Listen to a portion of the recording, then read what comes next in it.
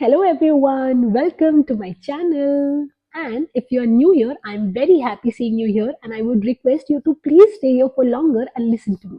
Okay, so कैसे हैं आप लोग? I hope you all are very well. I am also doing good. Did I just sound like a YouTuber?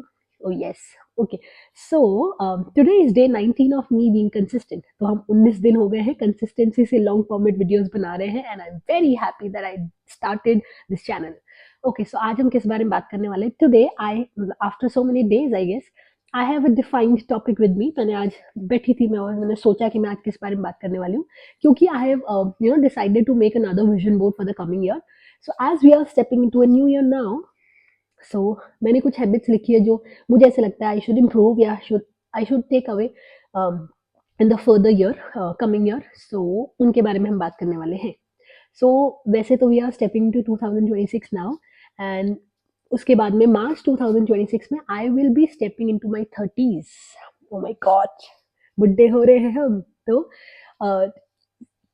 2026 मार्च में हम 30s में step out कर रहे हैं so I will be crossing this decade now and उसके लिए I am mentally trying to prepare myself क्योंकि I am not a teenager any more मैं अब चीज़ें फिगर आउट नहीं करूँगी I should have a concrete plan for everything और मुझे ये सब चीज़ें सोच के थोड़ा डर लग रहा है बट नेवर माइंड वैसे तो आज मुझे कॉम्प्लीमेंट मिला है कि I am getting younger day by day so क्या फ़र्क पड़ता है ओके सो मैंने कुछ हैबिट्स लिखी है वो हम डिस्कस करेंगे ओके सो देखो क्योंकि I will be stepping to my 30s in the coming year so 30s मतलब मुझे नहीं पता अभी तो मैं एंटर करूँगी क्या होता है कैसा होता है बट 20s भी डिफिकल्ट थे सो आई गेस 30s तो बिल्कुल भी ईजी नहीं होने वाला है so we should figure it out now only क्योंकि मुझे नहीं लगता आगे जाके आपको ये समय मिलेगा कि now I am trying to figure it out no you need to figure it out now only I guess so let's see हम कहाँ तक बढ़ते हैं सो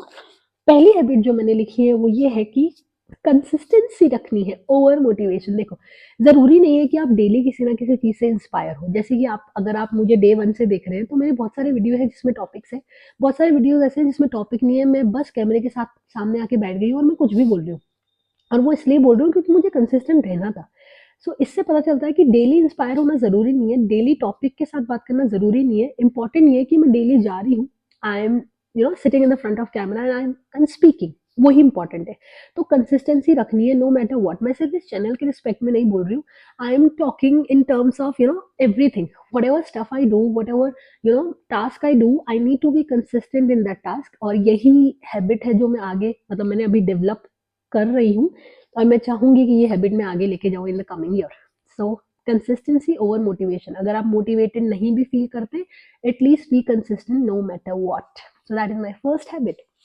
habit number 2 believing in myself even in silence देखो मेरे को ना मतलब शुरुआत में I never use to trust myself मुझे ऐसे लगता था मुझे ये नहीं आता मुझे वो नहीं आता मतलब मुझे मेरी वर्थ नहीं पता थी आई वुड रादर से फिर धीरे धीरे जैसे I switched different organization I met different people I work with so many people right now I am heading a team of around 10 members है ना तो धीरे धीरे मुझे पता चला कि यार मुझे तो मेरी वर्थ पता ही नहीं थी मतलब I can manage a team of 10 members ये बात मुझे कभी पता ही नहीं थी मुझे अभी पता चली है तो कहने का मतलब ये है कि पहले मैं खुद को बहुत ही अंडर एस्टिमेट करती थी मुझे अपनी वैल्यू पता नहीं थी मुझे सेल्फ वर्थ पता नहीं थी और अब मुझे ये सब पता चल गया है सो दैट्स इट सो कहने का मतलब यही है कि मुझे खुद के अंदर बिलीव रखना पड़ेगा that I can do this I can do that पहले मेरे को ऐसा लगता था नहीं यार I can not do that मुझे यूट्यूब बहुत टाइम से शुरू करना था यार I not be you know I not lie with you right now मुझे यूट्यूब बहुत टाइम से शुरू करना था बट मैंने नहीं किया क्योंकि आई थॉट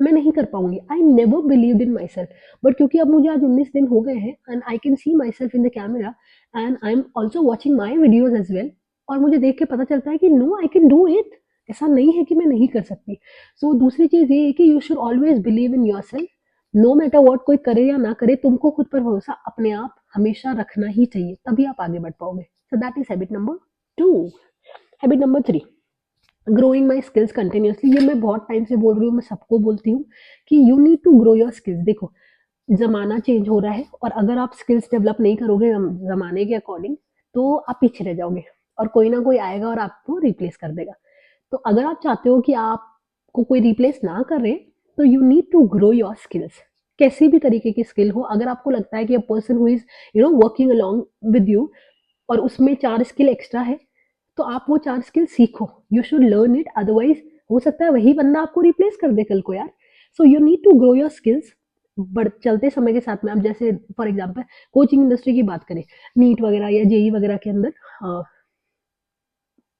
आपको टीचिंग स्ट्रैटेजी चेंज करनी पड़ रही है क्योंकि आजकल का बच्चा वैसे नहीं पढ़ना चाहता। So you need to change the teaching strategy so that you can mingle with those students. So समय के साथ में आपको कोई ना कोई तरीके की स्किल डेवलप करनी पड़ेगी so that आप उनको साथ में लेके चलते रहो। अगर आप स्किल डेवलप नहीं करोगे आप पीछे रह जाओगे और कोई ना कोई आके आपको रिप्लेस करेगा for sure. So please grow your skills, invest in development of your skills. So that was habit number 3। Habit 4, respecting my own self. देखो मतलब पहले मुझे ऐसा लगता था आई यूज टू प्लीज पीपल, क्योंकि मतलब अगेन आई एम सेइंग मेरा ऐसा है कि बहुत ही प्यार से बात करो, हम्बल तरीके से बात करो, किसी के साथ बदतमीजी नहीं करनी है। किसी को अगर वो टेढ़े मुंह भी बात करता है तो तुम्हें उसके साथ टेढ़े मुंह से बात नहीं करनी है, प्लीज उससे रिस्पेक्टफुली बात करो।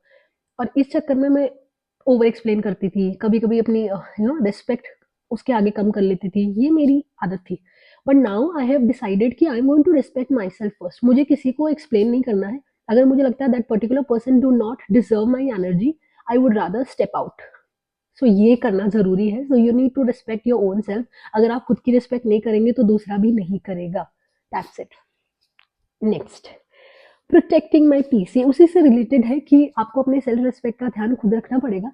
अगर आप ही खुद को रिस्पेक्ट नहीं करोगे और आप अपनी एनर्जी वेस्ट करोगे तो फिर कोई पॉइंट नहीं है ना यार। So stop over explaining your self and protect your energy. That particular person who is just giving you mental toll, he or she do not deserve your energy. So stop wasting your energy on that particular person. Got it? Okay. Next, prioritising family and real connection. ये मेरे को मतलब एक उम्र थी, obvious सी बात है, उस उम्र में हम लोगों को ऐसा लगता है कि friends are more important, this particular person is more important या this particular person is more important. But now I have realise, मतलब मैं अपने लेट 20s में हूँ एंड आई हैव रियलाइज कि सबसे इंपॉर्टेंट जो चीज़ है that is your family, no matter what. कोई काम में नहीं आता जब आप अपने लोएस्ट फेज में होते हो। सिर्फ फैमिली के 4 या 5 या वही लोग हैं जो आपके आसपास में रहेंगे, कोई नहीं आता है। People are there only to जज यू, सिंपल है। ठीक है, तो आप लोगों को अपने जो रियल कनेक्शन है, जो आपकी फैमिली मेंबर्स है, उनको सहेज के रखना है, protect them in a shell. और अगर आप उनको प्रायोरिटाइज नहीं करोगे, ठीक है, उनके लिए काम नहीं करोगे, तो फिर वही है, हम धरती पे आए क्यों हैं। If the person who is loving you unconditionally, you also need to love that person unconditionally. Simple है भाई, बार्टर चल रहा है। अगर वो आपसे बहुत प्यार करता है, ही और शी इज मतलब केयरिंग फॉर यू, भाई उसको टाइम दो, प्रायोरिटाइज करो उस पर्टिकुलर पर्सन को। चाहे वो कोई भी हो, आपके मम्मी पापा, आपके फैमिली मेंबर्स, कोई भी दूसरे हो, आपके फ्रेंड्स हो, बेस्ट फ्रेंड्स हो, आपका पार्टनर हो, कोई भी हो, please prioritise that particular person over anything and everything. मेरा माइक तो चल रहा है ना? Yes. Next, taking care of my body and my mind. देखो, बॉडी के बारे में इम्पॉर्टेंट इसलिए है क्योंकि मतलब मैंने आपको बोला था कि मैंने कुछ टाइम तक फूड ब्लॉगिंग करी थी और उसके बाद में मैंने उस समय में अपनी बॉडी को बहुत डैमेज किया, because I use to eat a lot of junk food and I have realise कि this is very very bad for your body. मेरे सारे टेस्ट जो थे वो सारे खराब आने लग गए थे, मेरी बॉडी में बहुत सारा डैमेज हो गया। और कुछ डैमेजेस ऐसे होते हैं जो इरिवर्सिबल होते हैं। ठीक है, तो instead of treating your body as a dump yard, please make sure you're eating nice, you're having a good sleep, you are not letting others disturb your mental peace. तो अगर आपको ऐसा लगता है कि कोई चीज़ है जो आपकी मेंटल पीस को डिस्टर्ब करती है, step out guys, you don't need to stay there. Simple सी बात है। ठीक है, तो आपको उनके बीच में रहने की जरूरत नहीं है। Protect this. ये काम नहीं करेगा तो कुछ भी काम नहीं करेगा। तो अगर आपको ऐसा लगता है anything is troubling your mental peace, get out of that particular place. Simple है। ठीक है, तो ये चीज़ अपनी माइंड का, अपनी बॉडी का ध्यान रखें। So I will try to eat clean food and मैंने शुगर कट कर रखी है, तो आई होप मैं 2026 में भी ऐसा करूं, मतलब बहुत कम शुगर इंटेक करूं। मैं ऐसे नहीं बोलूँगी कि मैंने बिल्कुल ही शुगर नहीं खाई। आज मेरे फ्रेंड का बर्थडे था, हमने केक काटा और उसने मुझे इंसिस्ट करा कि नहीं यार मेरे बर्थडे का खाना पड़ेगा, तो मैंने थोड़ा सा केक खाया। That is not a big deal, but वैसे मेरी रेगुलर डाइट के अंदर कहीं शुगर नहीं है। So I will try to maintain that thing. Okay, next क्या है, कहाँ है? Becoming wiser with money. Overspend नहीं करना है। मतलब बहुत बार ऐसा होता है कि जस्ट टू प्लीज पीपल कि यार I need to get this particular bag, I need to get this particular thing, लोगों को दिखाने के लिए कुछ नहीं खरीदना है, अपने पैसे को बचा के रखो, सेविंग्स करो, इन्वेस्ट इन ऐसा मतलब म्यूचुअल फंड में इन्वेस्ट करो, ठीक है, स्टॉक्स में लगाओ, जहाँ लगाना है, गोल्ड लेना है, please take it, save your money, wisely उसको स्पेंड करो, हर कहीं पे नहीं इस्तेमाल करना है। ये 20s में मैंने बहुत पैसा वेस्ट करा है, but I am deciding now कि मैं 30s में ये सब नहीं करूँगी। I am going to save my money and invest it and spend it wisely. Next, choosing progress over comparison. ये तो मैं बहुत करती थी, I try to compare my life with others. जैसे कि यार ये इंसान तो मेरे से उस जगह पे पीछे था, ये अब मुझसे आगे कैसे चला गया, यार ये कितना बढ़िया जी रहा है, यार मेरे को देखो, लुक एट मी, मैं क्या कर रही हूँ अपनी लाइफ में, उसको देखो वो क्या कर रहा है। और सबसे बुरी ये चीज़ें ना इंस्टाग्राम की वजह से है। लोग ना इंस्टाग्राम पे सब कुछ अच्छा अच्छा दिखाते हैं, उनको देख के हमको लगता है कि अरे यार इसकी लाइफ में कितना सब कुछ बढ़िया चल रहा है और मेरी लाइफ में देखो, लुक एट मी। ठीक है, लेकिन मैं भी तो अपने इंस्टाग्राम पे सिर्फ अच्छी चीज़ें बता रही हूँ। तो कहने का मतलब all the people they are just pretending to be happy and to be successful on any sort of social media platform.